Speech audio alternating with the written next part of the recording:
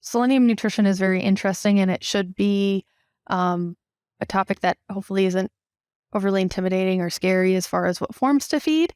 I think that being said, I think nutritionists moving forward should probably focus on formulating on a selenium-methionine content in their premix. And it definitely for those sows and those nursery pigs that need it the most.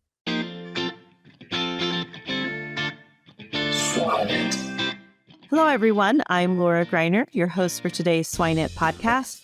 And with me today, I have Dr. Darlene Bloxham from Adiseo. How are you today, Darlene? I'm good. How are you? I'm doing very well. Thank you.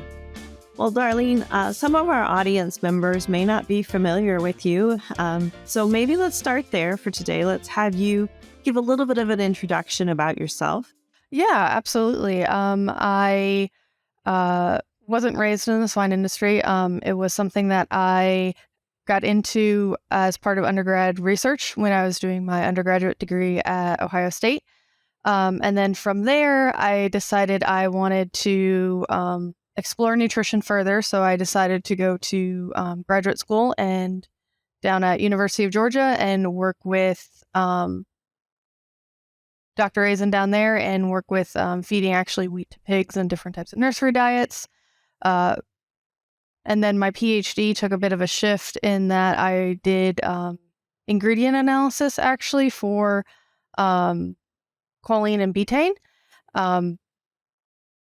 Something that they're quasi-vitamins, they're great, but it's very niche. And then once I got my PhD, I was a production nutritionist at a hog operation down in southern Iowa for a couple of years. And then in late 2020, I decided to make a switch to Adiseo. And from there, I worked and oversaw both their field research that we would do with customers, but then a little bit more of their controlled trials that we had going on at the same time. And then there was an opportunity to focus more on the swine team and become a technical manager, which is what I am today. And I provide technical support for a variety of products, including our Selenium product. Yeah, and I think that that's a great introduction. And you and I met a few years back. And so, we've had various conversations concerning both your production experience as well as some of the products that you're involved in technical support with today. Your Selenium, I think, is really actually very interesting. And it's a conversation I still have on a regular basis with people about what levels and how much and even how do we assess selenium levels in animals when they're fed different types of selenium. And so I think maybe let's just start with the history of selenium, if you don't mind. Let's just kind of talk about how selenium has progressed to being an important piece of our swine diets.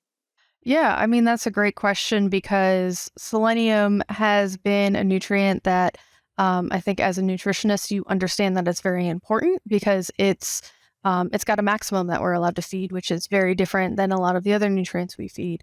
So it's kind of understanding where that maximum comes from.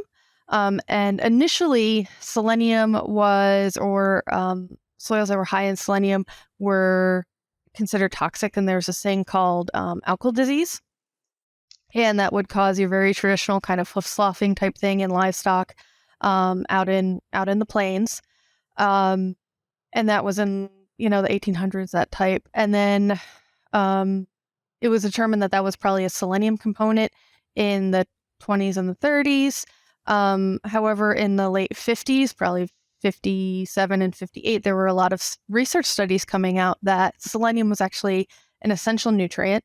And there's a lot more soils that are actually deficient in selenium than there are toxic in selenium. But that being said, selenium, because of its potential toxicity, because it doesn't take that much to be potentially toxic. And then there were also some early studies at that point too that possibly linked selenium to being a bit of a carcinogen, which is not good for human diets at all. That's something that the government for a very long time has taken very seriously. So because of that, selenium wasn't allowed in diets, but the animals couldn't get enough of it. So there was a big push by a lot of the universities and a lot of the land-grant universities across the country to show multiple states having signs of selenium deficiencies, and working on research then to determine that selenium supplementation as sodium selenite or selenate is necessary, and what levels were those needed to keep the deficiency signs away. And for poultry and swine, selenium as sodium selenite got approved in the mid 70s. And for swine specifically, that was actually only at 0.1 part per million. So that's something that when we think of today as our 0.3 part per million limit, it wasn't always that way. And then another kind of round of research had to go through to up that maximal allowable limit, because 0.1 parts per million supplementation was deemed to not be enough, especially for certain ages of pigs.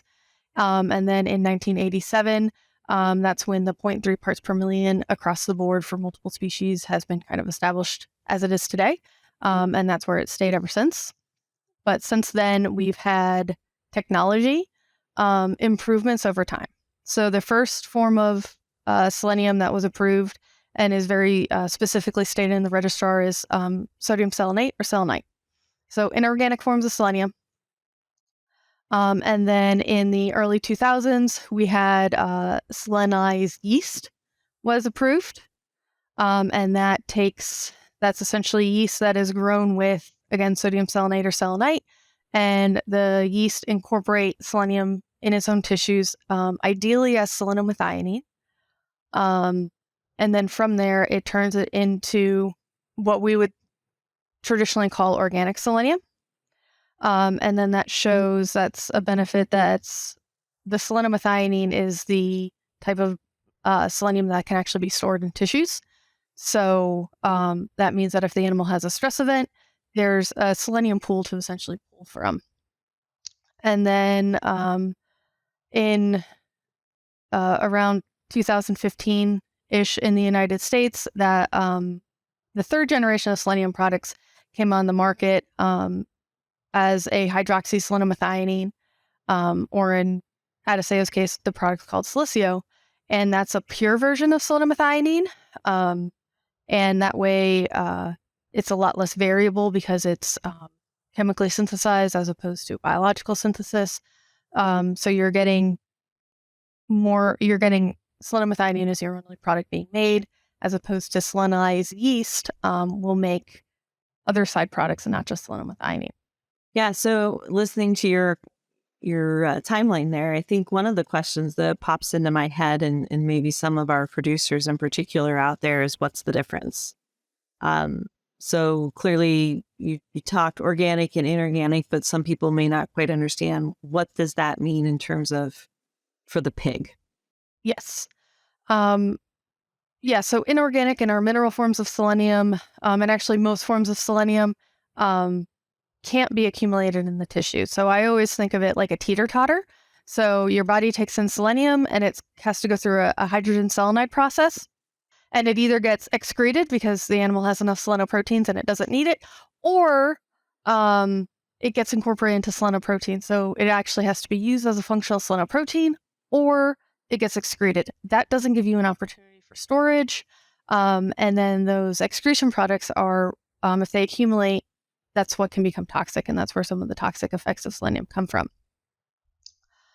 As opposed to your selenomethionine, that has an opportunity that it can be incorporated into selenoproteins, or it can be stored into the muscle. And then you get accumulation of selenium in the muscle, and that acts as a storage pool. So when the animal has a stress event, and that can be anything from weaning to farrowing to any sort of biological stress the animal might have, the first thing that happens in those cases is that they're going to stop eating. And then you're going to have a little bit of breakdown of the muscle, and that's going to liberate your selenomethionine, and it can be converted into selenoproteins. And selenoproteins are very important because they're used for a lot of stress responses. So selenium-dependent proteins are needed for to maintain your antioxidant status, to maintain your vitamin C, your vitamin E levels, glutathione peroxidase.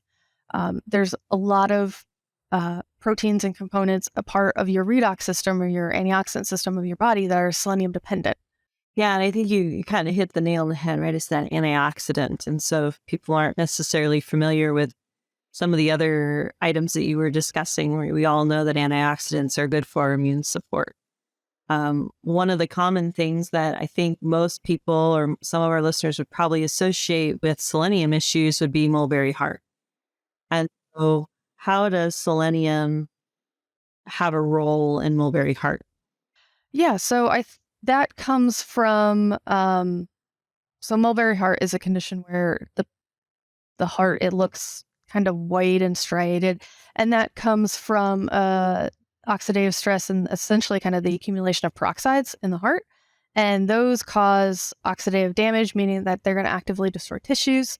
So part of mulberry heart is it's thought of as either a vitamin E issue, meaning you can't recycle enough vitamin E, or a selenium issue because selenium is needed to recycle your vitamin E. So if one or both of those components are missing, you're going to see this mulberry heart issue.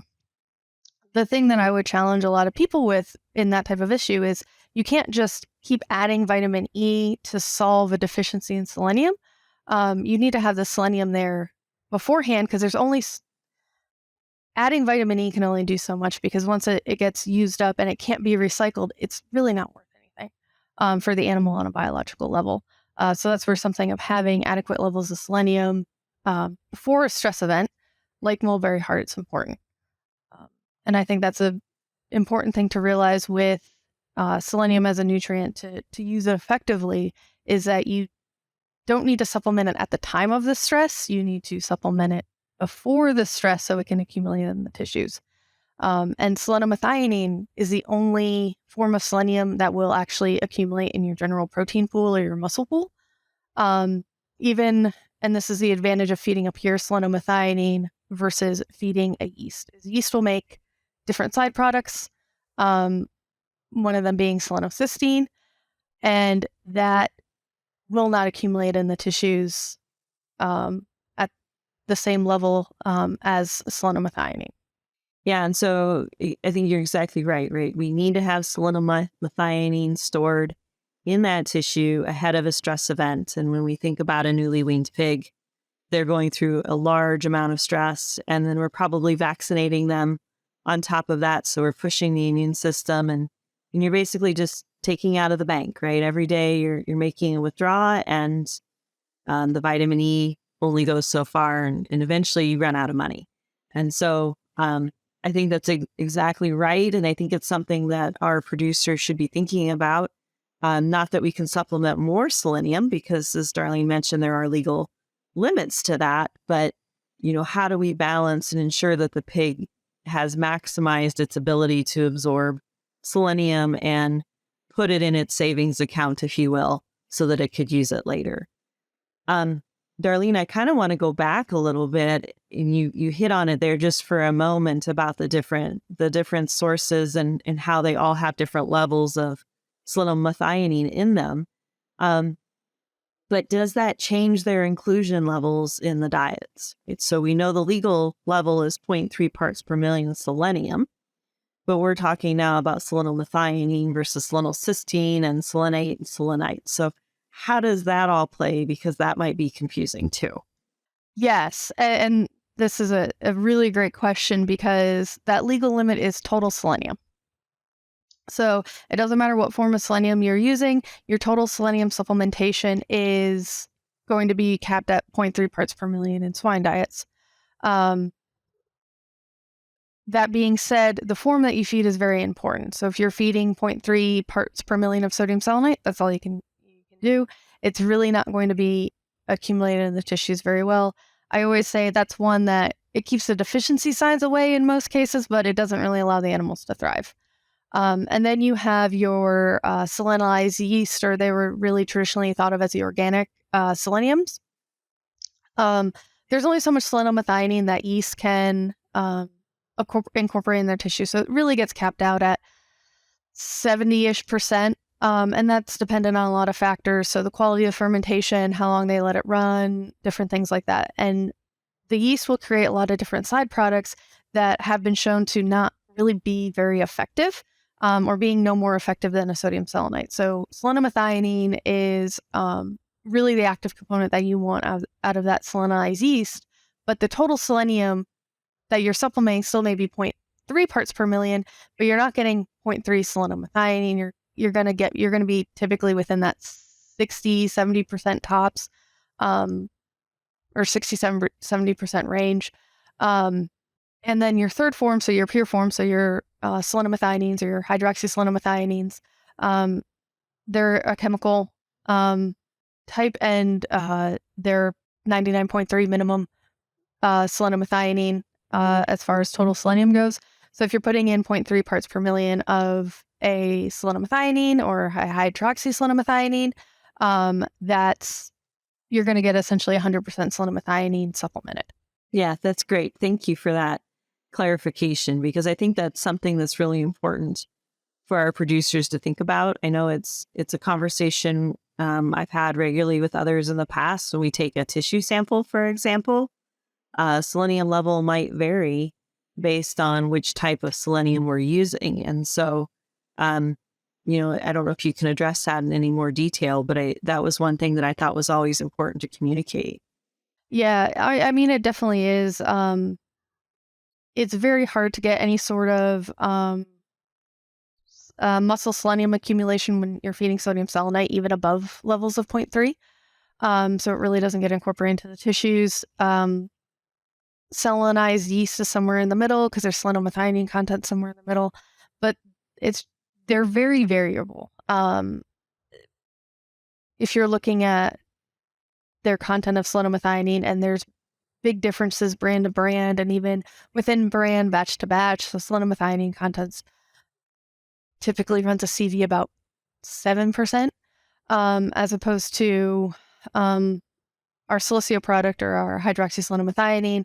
Our CV batch to batch is actually about 0.15. So very consistent window of what you're getting every time. And so that's the thing, especially if you're typically feeding a yeast. If you're not getting the selenomethionine content you expect in your tissues, there could be a lot of reasons for that. Because again, you don't necessarily know what batch you're getting. Because historically, organic selenium is considered both selenomethionine and selenocysteine. And selenocysteine can't be incorporated into the muscles as well as selenomethionine. So that's another consideration as well. Yeah, and that's very true. So one, you have to know your source, and then two, you have to know kind of what you expect those tissue levels to be, so that if you are suspecting there's a challenge with your selenium, you really have to know that level, right, and what it's going to express, because your diagnostics might show different values and you might respond differently based on what you're currently feeding. And so I do think that's really important for our listeners to think about. Well, one other question that I was thinking about too, and I've had this come up before, is if I send in a feed sample today and I know I'm putting in 0.3 parts per million, will my feed sample tell me in results that I have 0.3 parts per million? No, it will not. It will actually be higher because typically, again, you are feeding, or there is selenium in your ingredients. So there will be selenium coming from your corn and your soybean meal and other ingredients that have been grown that you would be feeding. So your selenium levels in the diet would be higher. Your total selenium levels would be higher than a 0.3 parts per million. You would still be within spec as far as regulations go, because it's more on your batch record showing that you haven't supplemented above a 0.3 parts per million is where the compliance lies. But yes, you're going to be higher than 0.3 parts per million. There's a lot of range as far as what a total selenium in a diet should be, because there's a big range in the United States as far as soil selenium goes, and soil selenium is very dependent on selenium in your grains. Yeah, and that was going to be my next question, actually, is around that. How do I know what I need to be doing in terms of supplementation? Because you mentioned that in some places selenium could be toxic in corn, and I assume a lot of people know that, but there might be some people that are new to swine and even poultry production that haven't quite understood all of this. So how do we find out where we kind of sit in terms of our selenium needs? Yeah. I would say in most practical instances, the grain that you're going to be getting isn't going to be in a toxic level of selenium. It's really not a huge concern in the swine and the poultry side. A lot of the cattle producers up in the Dakotas and different things like that, they may not have selenium in their premix buckets because they have a concern about selenium. But I would say with our practical modern agricultural today, no one, it's not a practical concern. Most people still feed or always just kind of feed that zero point 0.3 parts per million because you're more likely to be deficient than you are to be toxic. That being said, selenomethionine is less toxic than inorganic sources. So selenomethionine and silicia would be a safer source of selenium to supplement than a selenite, if that is of concern. The other piece to that popped into my mind as you were kind of talking through that was, what about different phases? Should I be feeding inorganic and finishing when maybe we may not need as much? Should I be feeding organic all the way through? What's kind of the thought process there? Yeah, so I would say definitely for your sows and your nursery pigs, I would say as much selenomethionine as you can feed. They are the animals that definitely give you your biggest bang for your buck. They are farrowing is very stressful for sows. Studies have shown that farrowing, decreases serum vitamin E. It decreases serum tocopherol. It does even decrease serum selenium. It serum glutathione peroxidase. It reduces all these antioxidants due to farrowing. Conversely, there have also been studies that have shown that being born, a piglet being born is very stressful in that they're born with high levels of MDA and low levels of glutathione peroxidase. And we also know weaning is very stressful. They're getting off the sow, they're getting put on a truck, they're getting mixed in with different litters. They don't know what to eat because they were on the sow. Now they have food in front of them. So that's another very high stress event for an animal. Now on the grow finish side, I think that's typically the time that we definitely try to save a little bit of money, and we want to keep deficiency signs away. But I would also challenge producers then that there are stressful events that may need a little bit more antioxidant status and maybe a little bit more selenium status than we traditionally think of. So heat stress definitely during times of year, and there have been um, definitely a lot of studies showing that selenium can help possibly alleviate some of those heat stress symptoms. Um, and then also from potentially even a meat quality issue and a shelf stability issue. But things like that may not always pay at the packer, but I would argue that heat stress definitely would. Mhm. Yeah, that's a great point. I think many of us forget about the idea of heat stress in a finishing pig, and we know it's there, right? We know it slows down growth, but to really understand the physiology that's happening within the animal and the fact that different products could provide different resources for that animal, potentially minimize the impact is always critical to be thinking about. Well, Darlene, I kind of see that our time is wrapping up on our conversation. And so I think what I would like to do is stop our conversation as much as I've enjoyed it and have you recap a little bit of a couple of key points that you would like our audience to take away from this conversation around selenium today. Yeah, I think a couple key points is that there is selenium nutrition is very interesting, and it should be um, a topic that hopefully isn't overly intimidating or scary as far as what forms to feed. I think that being said, I think nutritionists moving forward should probably focus on formulating on a selenomethionine content in their premix, and definitely for those sows and those nursery pigs that need it the most. Very good. Thank you so much for your insight on selenium. That certainly has been enjoyable and I think really good for our listeners as well. It's time for our famous three. As you know, we kind of end our conversations with our guest speakers with these three infamous questions. The first question I'm going to ask you is, what's your favorite swine resource, or what is your go-to reference? Yeah, so typically my go-to reference is the Swine NRC. I think that's definitely a great starting point.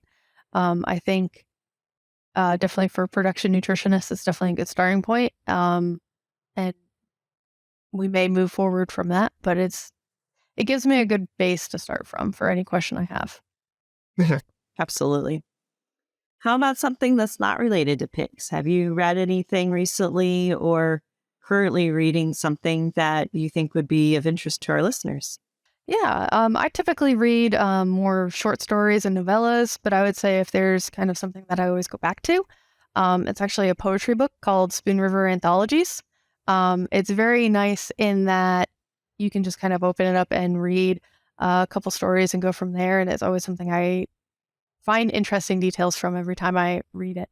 Yeah, that's interesting. I grew up in Illinois, so we had to learn those or read those growing up through our schooling and then lived in that area. So it's always intriguing to me to think about those, but that's actually a really interesting read. The last question I have for you is, if you can think about someone in your life that is influential, that you think of as successful, and you can define success however you want to define it, and don't need to name names, but what's a trait that they have that you think's allowed them to be successful? Yeah, I think when I think about successful people, I think it's usually people that are have a lot of grace and understanding to people that work for them and work under them, and really understand that at the end of the day, we're all people and we're not widgets, and sometimes we have good days and bad days, and they're willing to work through us for that as well. Yeah, that's a very good one. I think one of the common things I always remind myself is, we're human and humans make mistakes. We're not computers, and it's okay to make mistakes. Just tell me you've made a mistake, and right, we work through it. So I agree. I think that's a really valuable trait to have, because we are all human at the end of the day, and we all do make mistakes. So very good. Well, Darlene, I greatly appreciate your time today. It's certainly been a pleasure to visit with you and talk a little bit more about selenium. I do think it's a mineral that we're all very well aware of, and it's certainly one that everybody thinks about with nursery, with sudden deaths and mulberry card. But to fully understand the different options that we have and how those different options work within the pig, I think is very valuable to our listeners. And for our listeners today, just to remind you, this is Dr. Darlene Bloxham, who is part of Adasteo. So Darlene, thank you so much for your time today. Yes, thank you for having me. It's been a good talk. Imagine if, with a few key concepts, you could have the potential to create a massive positive impact by bringing from hundreds of thousands to millions of dollars for swine producers. Join us on this small group and go to the next level of swine nutrition on this 7-week-long elite online training in applied swine nutrition and feeding by myself and my world-class invited speakers. Additionally, you enjoy an exclusive community to exchange ideas. Go now to www.eliteswinenutritionist.com.